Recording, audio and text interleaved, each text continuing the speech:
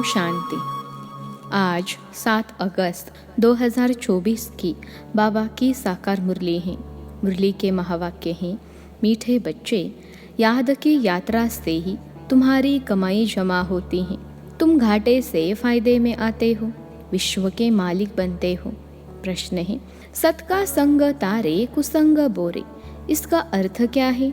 उत्तर है, जब तुम बच्चों को सत का संग अर्थात बाप का संग मिलता है, तब तुम्हारी चढ़ती कला होश आती है। रावण का संग कुसंग है, उसके संग से तुम नीचे गिरते हो, अर्थात रावण तुम्हें डुबोता है, बाप पार ले जाता है। बाप की भी कमाल है, जो सेकंड में ऐसा संग देते जिससे तुम्हारी गति सदगति हो जाती है, इसलिए उसे जादूगर भी कहा जाता है। ओम शांति। बच्चे याद में बैठे थे, इसको कहा जाता है याद की यात्रा। बाप कहते हैं, योग अक्षर काम में न लाओ, बाप को याद करो, वह है आत्माओं का बाप, परम पिता पतित पावन। उस पतित पावन को ही याद करना है। बाप कहते हैं, देह के सब संबंध छोड़ एक बाप को याद करो। कहते हैं ना, आप मुए मर गई दुनिया। देह सहित देह के जो भी संबंध आदि देखने में आते हैं, उनको याद नहीं करो, एक बाप को ही याद करो, तो तुम्हारे पाप जल जाएंगे। तुम जन्म जन्मांतर की पाप आत्माएं हो ना। यह है ही पाप आत्माओं की दुनिया, सतयुग है पुण्य आत्माओं की दुनिया। अब पाप सब कट कर पुण्य कैसे जमा हो? बाप की याद से ही जमा होंगे। आत्मा में मन बुद्धि है ना, तो आत्मा को बुद्धि से याद करना है। बाप कहते हैं, तुम्हारे जो भी मित्र संबंधी हैं, उन सबको भूलो, वह सब एक दो को दुख देते हैं। एक पाप करते हैं जो काम कटारी चलाते हैं, दूसरा पाप फिर क्या करते हैं?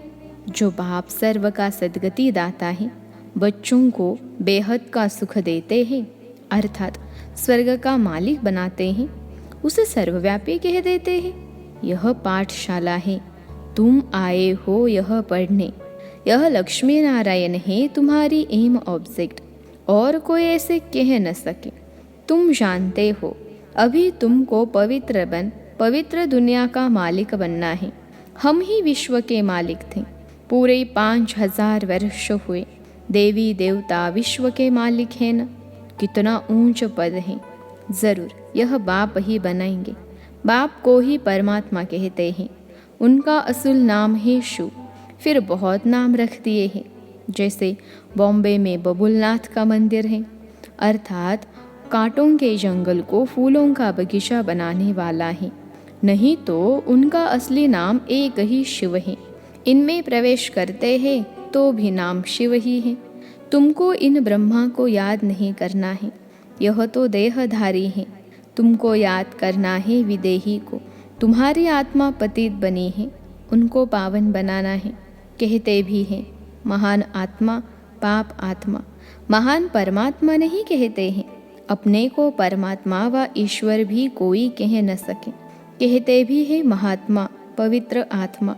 सन्यासी सन्यास करते हैं, इसलिए पवित्र आत्मा है। बाप ने समझाया है, वह भी सभी पुनर्जन्म लेते हैं। देहधारियों को पुनर्जन्म जरूर लेना पड़ता है। विकार से जन्म ले, फिर जब बड़े बालिग बन जाते हैं तो सन्यास कर लेते हैं। देवताएं तो ऐसे नहीं करते, वह तो एवर पवित्र हैं। बाप अभी तुमको आसुरी से देवी बनाते हैं। देवी गुण धारण करने से देवी संप्रदाय बनेंगे। देवी संप्रदाय रहते हैं सतयुग में, आसुरी संप्रदाय रहते हैं कलयुग में। अभी है संगम युग। अब तुमको बाप मिला है। कहते हैं, अब तुमको फिर से देवी संप्रदाय बनना ही जरूर। तुम यहाँ आए ही हो देवी संप्रदाय बनने। देवी संप्रदाय वालों को अथाह सुख है। इस दुनिया को कहा जाता है हिंसक, देवताएं है अहिंसक। बाप कहते हैं, मीठे मीठे रूहानी बच्चों, बाप को याद करो। तुम्हारे जो गुरु लोग हैं, वह भी सब देहधारी हैं। अभी तुम आत्माओं को परमात्मा बाप को याद करना है। सुख तब मिलेगा जब तुम पुण्य आत्मा बनेंगे। 84 जन्मों के बाद ही तुम पाप आत्मा बन जाते हो। अभी तुम पुण्य क्षमा करते हो, योग बल से पापों को खत्म करते हो। इस याद की यात्रा से ही तुम विश्व के मालिक बनते हो। तुम विश्व के मालिक थे तो सही ना, वह फिर कहाँ गए? यह भी बाप बताते हैं। तुमने 84 जन्म लिए, सूर्यवंशी चंद्रवंशी बने। कहते भी हैं भक्ति का फल भगवान देते हैं। भगवान कोई देहधारी को नहीं कहा जाता है, वह है ही निराकार शिव। उनकी शिवरात्रि मनाते हैं तो ज़रूर आते हैं ना, परंतु कहते मैं तुम्हारे सदृश जन्म नहीं लेता हूँ। मुझे शरीर का लोन लेना पड़ता है, मुझे अपना शरीर नहीं है। अगर होता तो उनका नाम होता, ब्रह्मा नाम तो इनका अपना है। इसने संन्यास किया तब नाम ब्रह्मा रखा है। तुम हो ब्रह्मा कुमार कुमारिया, नहीं तो ब्रह्मा कहाँ से आया? ब्रह्मा है शिव का बेटा। शिव बाबा अपने बच्चे ब्रह्मा में प्रवेश कर तुमको ज्ञान देते हैं। ब्रह्मा विष्णु शंकर भी इनके बच्चे हैं। निराकार बाप के सब बच्चे निराकार हैं। आत्माएं यहाँ आकर शरीर धारण कर पार्ट बजाती हैं। बाप कहते हैं मैं आता ही हूँ पतितों को पावन बनाने। मैं इस शरीर का लोन लेता हूँ। शिव भगवान वाच है ना, श्री कृष्ण को तो भगवान नहीं कह सकते। भगवान तो एक ही है। श्री कृष्ण की महिमा ही अलग है। पहला नंबर देवता है राधे कृष्ण, जो स्वयंवर के बाद फिर लक्ष्मी नारायण बनते हैं, परंतु यह कोई जानते नहीं। राधे कृष्ण का किसको भी पता नहीं है, वह फिर कहाँ चले जाते हैं। राधे कृष्ण ही स्वयंवर के बाद फिर लक्ष्मी नारायण बनते हैं। दोनों अलग अलग महाराजाओं के बच्चे हैं। वहाँ अपवित्रता का नाम नहीं है, क्योंकि 5 विकार रूपी रावण ही नहीं है ही राम राज्य। अब बाप आत्माओं को कहते हैं कि मुझे याद करो तो तुम्हारे पाप कट जाएंगे। तुम सतो प्रधान थे, अब तमो प्रधान बने हो। घाटा पड़ा है, फिर जमा करना है। भगवान को व्यापारी भी कहा जाता है। कोई विरला उनसे व्यापार करे। जादूगर भी उनको कहते हैं। कमाल करते हैं जो सारी दुनिया की सदगति करते हैं, सबको मुक्ति जीवन मुक्ति देते हैं। जादू का खेल है ना, मनुष्य को दे नहीं सकते। तुम 63 जन्म भक्ति करते आए हो। इस भक्ति से कोई ने सदगति को पाया है? कोई है जो सदगति दे? हो नहीं सकता। एक भी वापिस जा नहीं सकता। बेहद का बाप ही आकर सबको वापिस ले जाते हैं। कलयुग में अनेक राजाएं हैं, वहाँ तुम थोड़े राज्य करते हो। बाकी सब आत्माएं मुक्ति में चली जाती हैं। तुम जाते हो जीवन मुक्ति में वाया मुक्ति धाम। यह चक्र फिरता रहता है। अभी तुम आत्माओं को दर्शन हुआ है इस सृष्टि चक्र का, रचयिता और रचना के आदि मध्य अंत का। तुम ही इस ज्ञान से नर से नारायण बनते हो। देवताओं की राजधानी स्थापन हो गई, फिर तुमको ज्ञान की दरकार नहीं रहेगी। भक्तों को भगवान ने फल दिया आधा कल्प सुख का, फिर रावण राज्य में दुख शुरू होता है। आहिस्ते आहिस्ते सीढ़ी उतरते हैं। तुम सतयुग में हो तो भी एक दिन जो बीता सीढ़ी उतरनी होती है।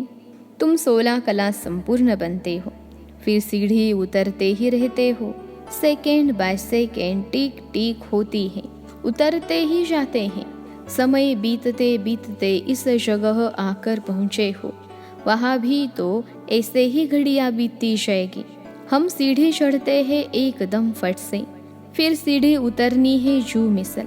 बाप कहते हैं मैं सर्व की सदगति करने वाला हूँ। मनुष्य की सदगति कर न सके, क्योंकि वह विकार से पैदा होते हैं, पतित हैं। वास्तव में श्री कृष्ण को ही सच्चा महात्मा कह सकते हैं। यह महात्मा लोग तो फिर भी विकार से जन्म ले फिर संन्यास करते हैं। वह तो है देवता। देवताएं तो सदैव पवित्र हैं, उनमें कोई विकार होता नहीं। उनको कहा ही जाता है निर्विकारी दुनिया। इनको कहा जाता है विकारी दुनिया, नो प्यूरिटी। चलन कितनी खराब है। देवताओं की चलन तो बड़ी अच्छी होती है, सब उनको नमस्ते करते हैं। कैरेक्टर्स उन्होंने अच्छे हैं, तब तो अपवित्र मनुष्य उन पवित्र देवताओं के आगे माथा टेकते हैं। अभी तो लड़ना झगड़ना क्या क्या लगा पड़ा है, बड़ा हंगामा है।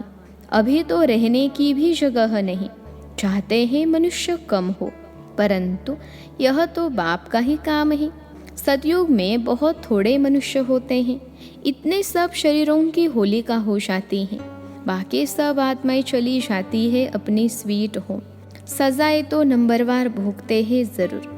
जो पूरा पुरुषार्थ कर विजय माला का दाना बनते हैं, वह सजाओं से छूट जाते हैं। माला एक की तो नहीं होती, जिसने उन्होंने ऐसा बनाया वह है फूल, फिर है मेरू। प्रवृत्ति मार्ग है ना, तो जोड़ी की माला है, सिंगल की माला नहीं होती। सन्यासियों की माला होती नहीं, वह है निवृत्ति मार्ग वाले।